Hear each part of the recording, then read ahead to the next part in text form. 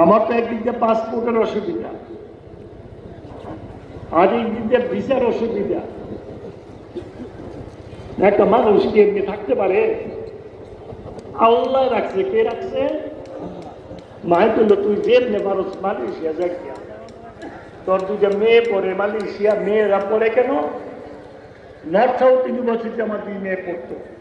তারা যখন ইউনিভার্সিটি যাইতো সবাই বলতো এটা হলো ওই খুনি আসামি, গ্রেনেড মামলা। এই কথা যখন করতো তারা কাঁদতে কাঁদতে বাসায় আসতো। আসার পর আমার ফোন করতো, আব্বা এই কথা আমরা কি করতাম। তখন আমি কোন রকমে মালয়েশিয়াতে তাদের লেখাপড়ার ব্যবস্থা করে দিলাম। ওরা চলে গেল মালয়েশিয়া। আমার মা আমাকে বললো, তুই তোর মায়ের দিকে ওখানে আছে, তুই যাকে মালয়েশিয়া ওখানে থাক। ওখানে আল্লাহ পাক ব্যবস্থা করে দিতে গেলাম। আপনাদের কষ্ট হচ্ছে ভাই?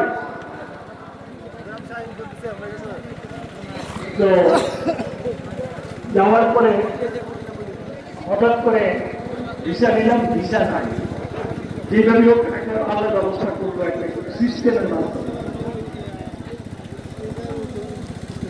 আমার ভাই মজিদ আর আজদিনকে বললাম তোমরা একটা ব্যবস্থা করো, তারাও ব্যবস্থা করতে পারবো না।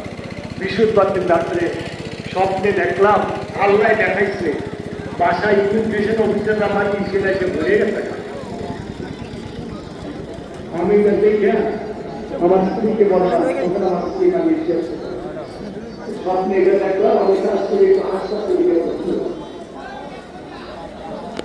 বাসা থেকে এসে ধরে নিয়ে বাংলাদেশে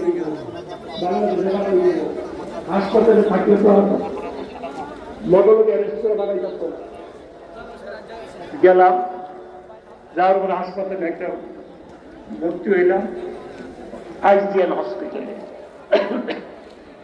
তার 2 দিন পরে ইমিগ্রেশন অফিসার আমার বাসায় গেছে, গিয়ে কয়, হয় মিস্টার কাজী। আমার বউ বাচ্চারা জিজ্ঞেস, উনি তো হসপিটালে। তারা হসপিটালে গেল। তা তো আমি ছিল ডাক্তার, বড় ডাক্তার। উনি আমার বললো, তুই কোনো কথা আল্লাহ তরফ বললো, আমার উনি খুব অসুস্থ, যে তোমাদের সাথে কথা বলতে পারবে না, যা প্রশ্ন করার দরকার আমাদের। তারা বলার পরে বলল যে সে আমরা সব ব্যবস্থা তার করব। বলেন আল্লাহু আকবার। মালয়েশিয়া থাকার সমস্ত ব্যবস্থা আমরা করব। কে করছে? এই জন্য প্রথম বললাম না, যারা যদি আমার কোরবানি করে কিছু করে আল্লাহ বুঝাই দিই, আমার আল্লাহর কিন্তু শুকরিয়া আদায় হবে না যে আল্লাহ এত মেহেরবানি, এত দয়া করছে। প্রতিটা মুহূর্তে আল্লাহ আমাকে সাহায্য করছে। 13 থেকে 14টা বছর আমার মা মারা গেল, আমার মার জানাজায় অংশগ্রহণ করতে পারি না, মায়ের কাছে থাকতে পারি।